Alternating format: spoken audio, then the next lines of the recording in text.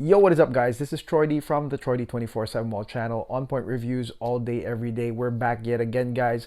Earlier today, I did a video on Xerjoff, the House of Xerjoff. I did a house overview video where I did talk about a lot of those beginner tips, what to buy, how to go about purchasing Xerjoff. I talked about those in that video. So today we are going from the basics to the extreme. We are going to talk about the latest Xerjoff Harrods exclusive, which is, gosh, $750. I'm sure it was more than that, guys. But yes, it's $750 for this exclusive right here from Harrods. They just released it, and to my knowledge, it's absolutely sold out online. Okay, so I don't know if they're gonna restock it or if you can call the sixth floor on Harrods to order something like that, but I know that the last time I checked online, this was sold out and it just released. Okay, so the fragrance we are going to talk about today is Xerjoff's Sixth Floor, Harrods exclusive Sixth Floor. And this sample right here is a generous donation to the channel by Xerjoff, the one and only Verge Xerjoff. Okay, remember that name. That's gonna be a Xerjoff perfume one day. Xerjoff. He is an absolute huge fan of Xerjoff. Actually, I think right now that's the only thing he collects. Okay, so I mean, just like Verge, I gave you guys all the reasons why Xerjoff is so good. I gave that on the last video this morning. So we are going to talk about this today. Sixth floor, $750, Harrods exclusive, bottle full of Swarovski crystals. What is this fragrance like? What can you expect? Is this even worth the money? Let's go talk about it today. Let's hit the music.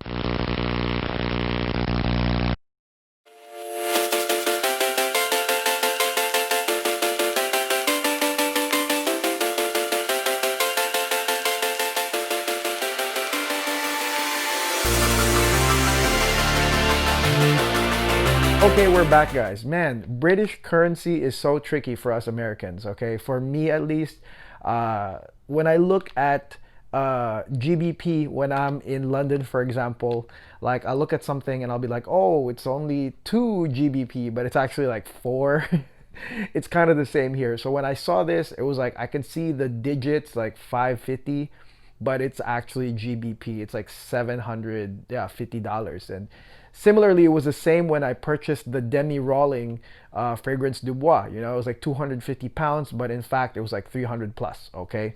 So this one right here is a very expensive perfume. This perfume, Sixth Floor, is a dedication to the sixth floor, basically where the salon is of Harrods. I mean, when I used to travel, I used to go to Harrods a lot, but I never, I mean, at that time, I wasn't a perfume aficionado, so it's not like I went up there at the sixth floor, but this one is dedicated to the sixth floor and the Harrods. And this one is dedicated to the sixth floor, the Xerjoff boutique up there in Harrods, okay? So, this is expensive right here. Sixth floor right there. Thank you again to Verge. Let's go spray this right now.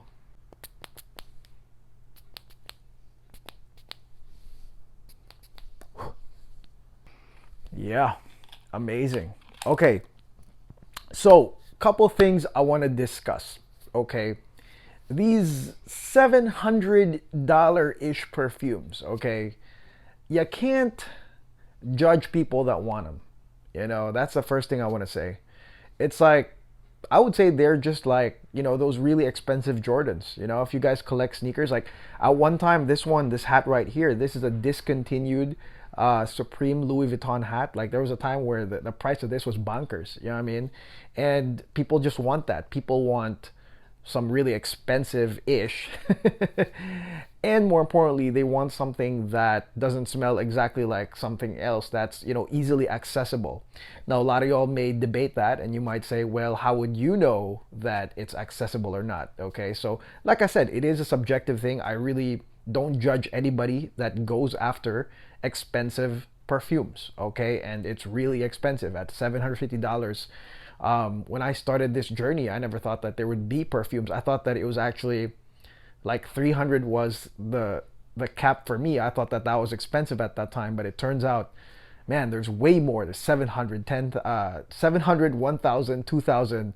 like the prices were like absolutely bonkers. So first and foremost, there are just people that are going to do that. And the second thing too is that there are people that just can, and they're just really wealthy people. There's people that go to Harrods, especially, I'm sure, on the 6th floor, right? Like, I'm sure now it's probably rated by fragcom people.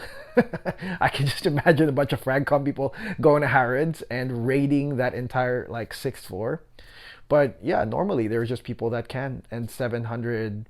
Oh, I just saw Verge message me, and he said that it was 780. That's the total. Woo! And there are some people, maybe that's Verge too, that can actually afford this stuff. So I mean, and that could be anybody, all the way from royalty to powerful people to just people that won the lotto. Okay, so no judgmental feelings towards anybody that wants grails, but this one is a good looking grail. The bottle, like I said, is full of crystals. It's really great for display. I stressed that earlier on my video, that the display of Xerjoff, the presentation, is A++, so you got to get an A++ presentation here.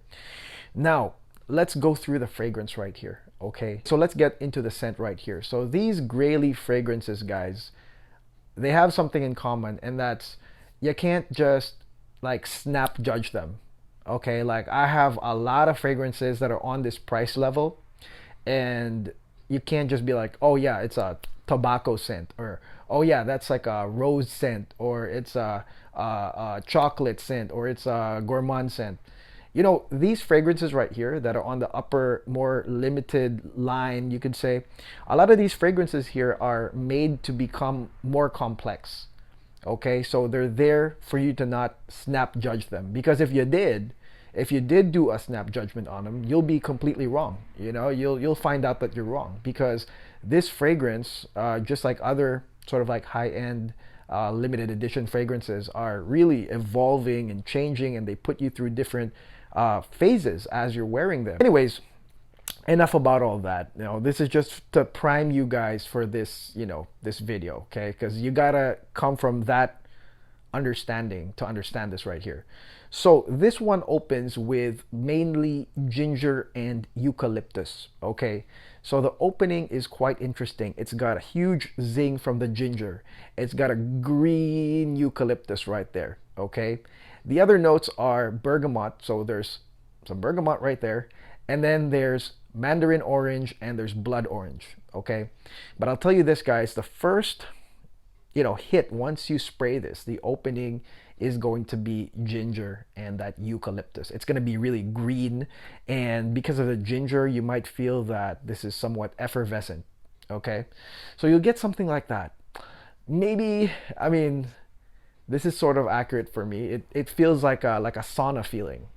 It feels like being in a sauna because of that ginger and eucalyptus combination. Okay, it's just in the air. It's very like meditative, but at the same time, it's also a wake up part of this fragrance, thanks to those notes. Now, what's really great about this fragrance, guys, is how it transitions. I really love how the notes pretty much bring one part to the other seamlessly. Okay, and in this case, guys, you've got the sweetness of the orange really bridging towards the mid, as well as that green eucalyptus. It's a great bridge note that eventually ends up with a lot of these like white florals. Okay, and when it comes to the white florals, you've got tuberose, you got narcissus, you got jasmine sambac, and then you also have orange blossom. All right, you have like that orange blossom feel that maybe will bring you back to Neo in a way. And the orange blossom here is basically the sweet note, all right, that continues on from the oranges from the initial opening blast. Okay, so basically the mandarin bridges into the orange blossom, and the green note of eucalyptus bridges into the white floral notes. It's quite lovely. Now, this middle part right here, I will say, number one, this thing has spring written all over it. It's got spring written all over it. Seriously, guys. A lot of the notes here, like, tuberose and narcissus, I mean, those are really springtime fragrances, and you can really feel the floral, the white floral nature here in this fragrance. But there's also that orange blossom. So there's going to be still that sweet orange touch, you know. So for those that are, maybe you are afraid of a lot of tuberose or a lot of jasmine, don't be, because you're going to have that orange blossom to really counterbalance that. Okay.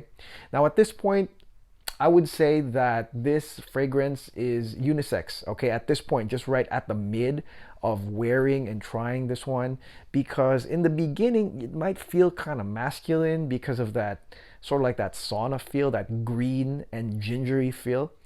And then also, part of this fragrance, you feel like it's like a really expensive like springtime cologne, actually, you know. And the only expensive springtime cologne that I really like is Clive Christian. Okay, so anyways, what I'm trying to say is that this can feel like a gentlemanly expensive springtime cologne up until the white florals part, or it can also be a femme perfume. So it's really unisex because of the orange blossom coming in. And of course, white florals, I mean, they do work for femme fragrances as well. But it's definitely controlled, guys, okay? Now, one thing I really do like too is that right when you think it's headed there, it's headed to that direction of, you know, springtime cologne. No, it's actually another bridge note captures it. Another note headed to the dry down catches the florals and bridges it nicely. And here we're talking about amber and patchouli. Okay, so amber comes in after, well, a few hours of wearing this, guys. Once the floral part sort of continues, in comes the amber, and the amber catches it and it curves it. And also there's patchouli. So the amber patchouli combo, guys, as it grabs it, it curves it now. And that's what I was saying, you know, don't snap judge any type of fragrance that's, you know, pretty expensive, because they're not made that way. They're not made to be easily identifiable. Okay, so the amber and the patchouli catches the florals right there, and it gets warmer, and then in comes this combination of chocolate and tobacco. Okay, chocolate and tobacco, folks. Now, to describe this for you guys at home, the chocolate tobacco to me, and this is something that, man, I had to go to the literature to really like confirm this, because I felt like the chocolate tobacco combination was somewhat of a, it's sort of similar to chocolatey oud creations. Okay, I've tried multiple perfumes at this point, guys, and so if you've ever tried that chocolatey oud, it's more like chocolate and like a woody base, and then it's kind of smoky, you know. It's kind of like that chocolatey oud. It's very similar. Okay, and that's kind of what I get when the chocolate starts coming in. I wouldn't say it's completely gourmand. I would just say that the chocolate nicely sweetens everything. It sweetens the tobacco, which is, the tobacco for me is not a sweet tobacco, okay? It's a low-key tobacco, sort of dry leaf, but the chocolate and the amber, both of those notes really make it sweet eventually, okay? So in comes the chocolate, in comes the tobacco, and then eventually, guys, it just becomes tobacco, okay? So that's like the finale. Like after, you know, a few hours wearing it, everything else kind of like backs off.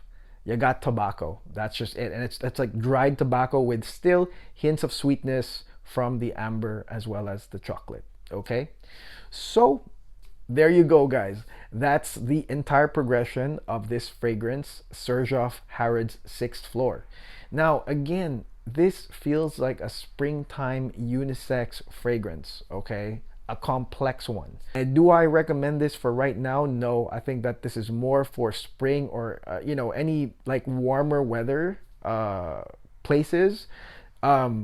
This one right here, guys, like just think about it, guys. It opens with that zing of ginger and then that meditative eucalyptus, and then it heads into like springtime white florals with orange blossom. So it's got a lot of springtime qualities, but again, because this is that type of scent where of course there's high expectations, it still evolves to a nice amber patchouli chocolate tobacco dry down. Okay, so I think this is springtime and it's wearable like anytime, and I don't think that the mid to dry down part where the tobacco and the chocolate comes in, I don't think that it is you could say like super hardcore, you know, because when we think about mainstream tobacco perfumes, a lot of them push that tobacco hardcore, okay, like in a strong way.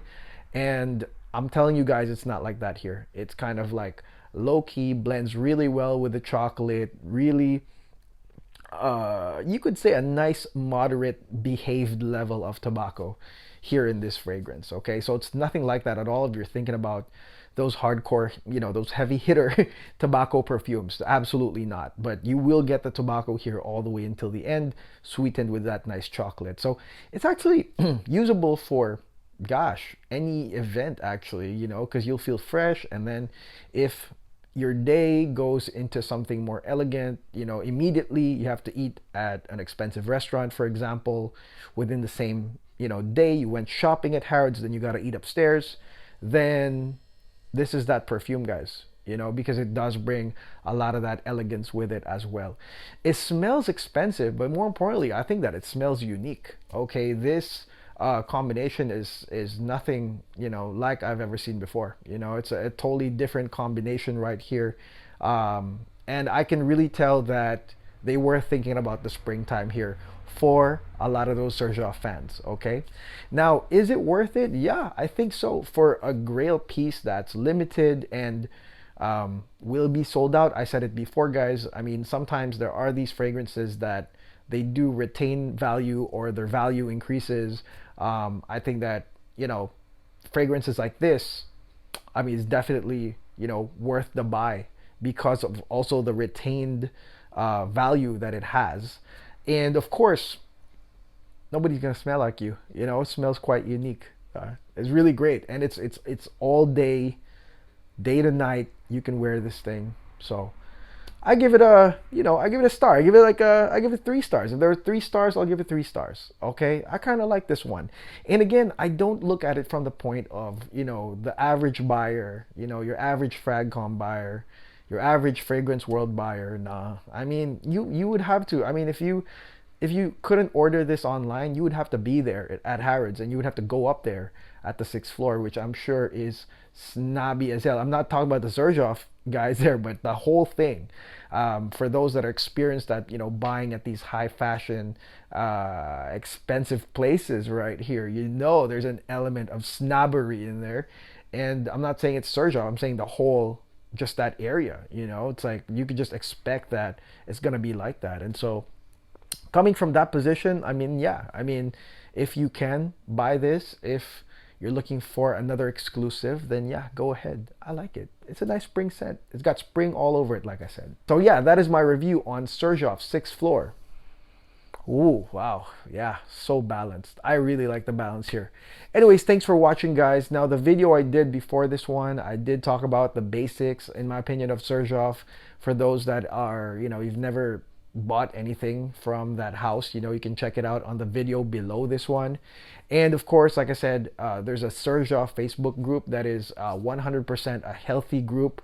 It's called That's Amore. So if you would like to join there and, you know, have fun talking about Xerjoff, then make sure you join that group. And again, I want to thank Verge for sending me 6th Floor, man, the official sample. Man, this is amazing. Thank you so much, my friend. I appreciate you so much for sending me this and letting me review this and getting this out into the world, okay? Because I think that's my role now, to be honest. I mean, I don't even think I'm a collector. I think I just report.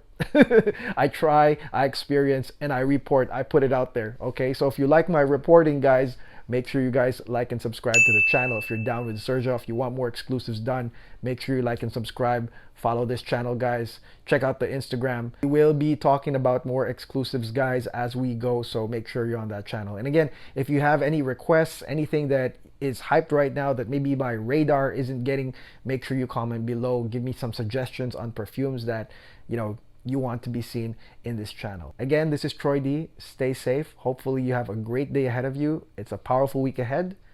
Stay healthy, stay strong, protect yourself, and I'll see you guys in the next video. Peace.